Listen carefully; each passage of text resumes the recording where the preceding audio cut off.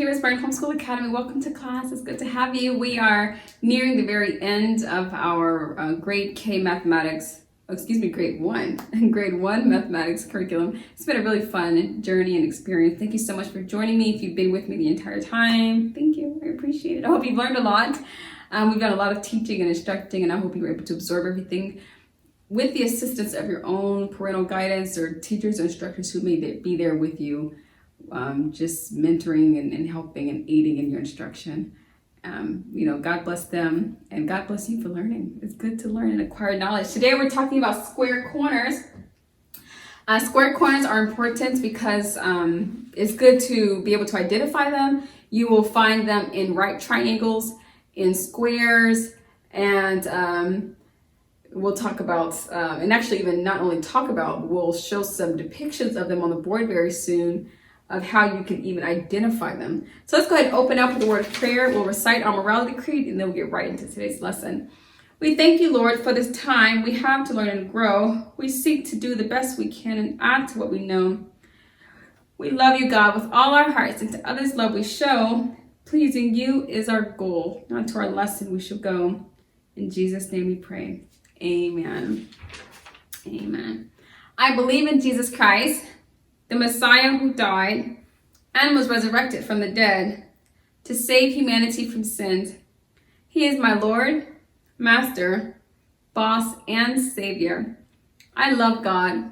I love myself and others with the God kind of love.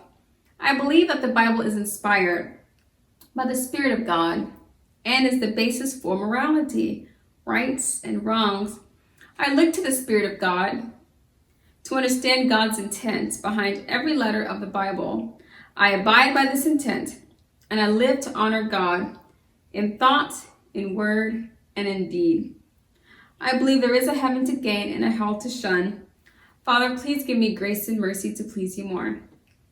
This is my morality creed. In the name of Jesus. Amen. Amen. Great work. So, we're talking about square corners. I'm going to show some examples of which of the two-dimensional shapes that we've talked about over the last week or two can you think of that would come with square corners? Can you think of any? I've already given you two examples, haven't I? Yeah, I said a square. I said a square. And I also said a triangle.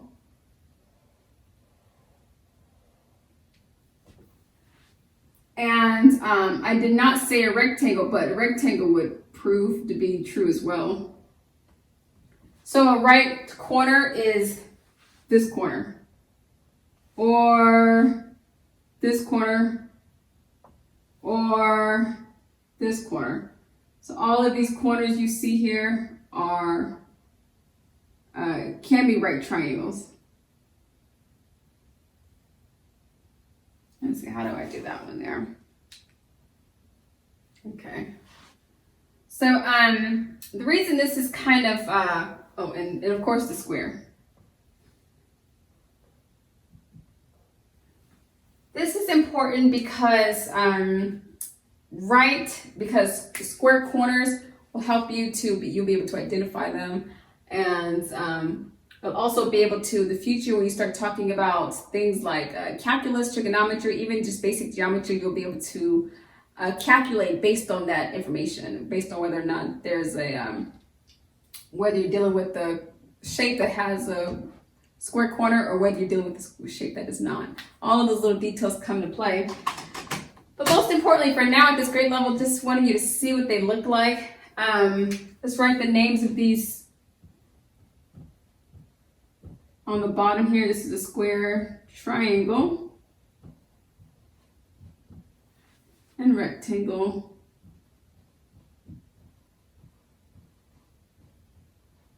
Okay, so those are that's how you do that. I have a sheet of paper, and to be even more appropriate, I'll use this paper towel because it's completely blank.